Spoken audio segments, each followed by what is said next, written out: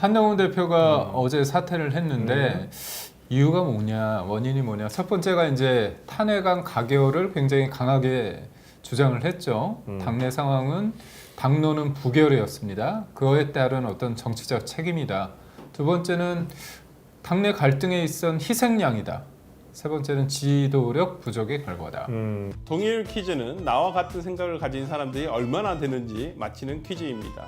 먼저 당신의 의견을 묻는 질문이 주어지며 질문에 대한 의견을 투표하게 되는데요. 그런 다음 자신과 같은 선택을 한 사람들이 몇 %일지 추측에 입력해 주세요. 점수는 오차범위 20% 내외로 투표 결과에 근접할수록 높게 부여됩니다. 다른 의견에 귀를 기울여야 맞출 수 있는 게임. 동일 퀴즈에 참여해 보세요. 뭐 다 원인은 원인이죠. 예. 복합적이긴 한데 참 이런 게 도리어 탄핵 가결의 책임이냐, 어떤 당 내부 갈등의 희생이냐, 지도력 부족의 결과이냐, 뭐 셋 다 원인은 되는데 이거 진짜 맞추기 어렵네요. 한번 맞춰보도록 하겠습니다. 근데 이 동일 퀴즈답네요, 진짜로. 예, 그래서 어찌됐든 간에 참 저는 개인적으로는 조금 안타깝다. 저는 뭐 어차피 이제 국민의힘 사람도 아니니까. 근데 왜냐면 그나마 한동훈 대표가 조금 탄핵 이번 비상계엄 사건 비상계엄 이후에 어떤 일련의 과정에서 상당히 어려운 과정이었다고 생각을 해요. 이걸 비상계엄 자체가 위헌이다라고 본인을 판단을 했고, 그래서 비상계엄 날 어떤 본회의장에 나타남으로써 국민의힘이 어찌 보면 내란 동조를 했다. 뭐 이런 어떤 그 오명을 벗어날 수 있는 저는 역할을 했다고 생각을 하는데, 네. 저는 개인적으로 이 탄핵 가결과 관련해 가지고도 제일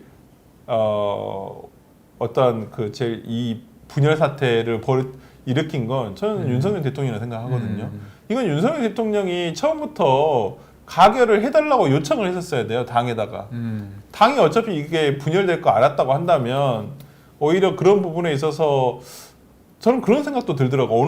어제 오늘의 어떤 일련의 과정을 보면 이번에 비상계엄에 대한 목적이 야당이 아니라 오히려 한동훈 대표를 찍어내기 위한 것이었나? 약간 그런 생각도 들더라고요. 저 개인적인 생각입니다만은. 그럼 풀리셨나요? 계엄의 동기가?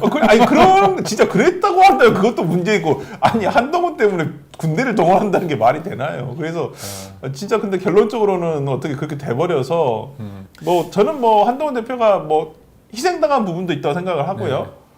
그다음에 가결에 대한 책임도 있고, 그다음에 본인의 어떤 정치력이 그렇게 확장성이 좀 없었다라는 부분이 드러난 부분도 저는 있다고 보여요. 제가 뭐 한 말씀을 더 하자면 제가 퀴즈 속의 퀴즈 하나 낼까요? 네네네. 치타 아시죠? 치타. 네. 치타에게 가장 강력한 무기가 뭔지 아십니까? 중요한 무기? 치타한테요? 치타. 뭐예요? 속도? 속도가 아닐 것 같은데 멈추는 거. 기다림입니다. 기다림. 브레이크가 중요하군요. 그러니까 기다리는 거죠. 그러니까 치타는 빠른데 오래 못 뛰잖아요. 네. 그래서 근거리에 있을 때까지 기다리는 거죠. 제가 이 말씀을 드린 건 뭐냐면 지금의 탄핵 상황, 개념 상황에 대한 한동훈 대표의 어떤 자기 메시지 그런 부분에 대해서는 여러 가지 평가가 있을 거고 계엄을 분명하게 막았다는 부분 거기에서는 저는 정치적 자산이 크다고 봐요. 그래서 한동훈 대표가 대표에서 내려왔지만 제가 볼 때는 충분히 조기 대선에 현실화된다면 저는 뭐 올 수 있다고 봅니다.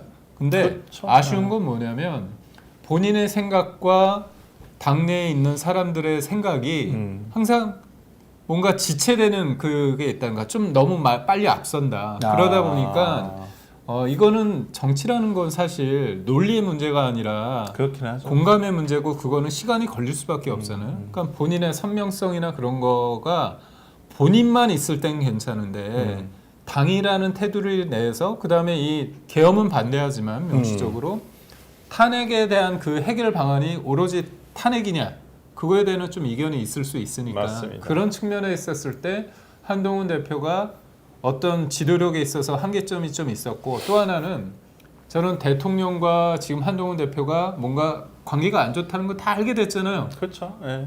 알면 안 되는데도 불구하고 다 알게 됐잖아요. 총선 때 알아버렸지. 근데 그런 것들이 뭐냐? 네. 저는 그래요. 누구 잘잘못을 떠나서 현실 권력, 현재 권력과 미래 권력이 있을 때 저는 한동훈 대표가 총선에 어떤 책임지고 나왔을 때 그 책임이 대통령한테 많든 적든 떠나서 한 템포 싣고 나왔으면 괜찮았을 것 같아요. 근데 본인은 국민의 눈높이와 민심을 위해서 갔지만 대통령이나 대통령실 볼 때는 지나치게 차별화하면서 민주당을 공격하는 게 아니라 도리어 자기를 공격한다 그런 식의 인식이 좀 작용하다 보니까 그래서 저는 시타한테 가장 중요한 게 뭐냐 속도가 아니라 기다림이다. 그래서 이 기다림이라는 부분에 대해서 저도 기자 출신이지만 기자 출신이 빨라요.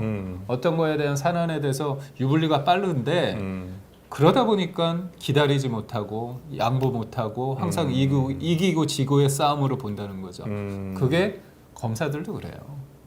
그런 맞습니다. 측면에 있을 때 저는 치타의 교훈을 뭐 언젠가는 다시 돌아올 거라고 저는 생각합니다. 보수 진영이 어찌 됐든 간에 네. 뭐 하나의 또 큰 제목이 될 수도 있는 그럼요. 뭐 재료기 때문에 저는 뭐 그렇게 모르겠습니다. 뭐 언제 돌아올지는 모르겠지만은 뭐 끝이 아니라고 본인도 얘기를 했기 때문에 뭐 언젠가는 다시 정치할 네. 거라고 생각합니다. 한번 볼까요? 결과를 한번 봐보도록 하겠습니다. 어우 눈이 아, 지도력 부족이 꽤 많네요. 생각보다 많으시네요. 진짜 오늘 나 점수 너무 안 좋은데? 저도 네. 아니 지도력 부족이 그러니까 그렇게 생각보다- 보통 판단을 많이 하셨네요. 되게 이제 한동훈 대표의 그러니까 단점 부분의 하나가 아마 많은 분들이 이렇게 생각을 했던 것 같고요. 성별로 한번 봐보도록 하겠습니다. 지도력 부족이 여튼 지도력 부족이 가장 굉장히 많은 많네요. 편이고 그냥 최종 결론을 한번 봐볼게요. 지도력 부족이 제일 지도력 크게 부족이 나네요. 생각보다 많네요. 이거 좀 한동훈 대표가 이 부분만 좀 참고하셨으면 좋겠다. 본인의 또 단점이니까 네. 그런 부분 또 확인해서 또 단점은 보완하면 되니까요. 네.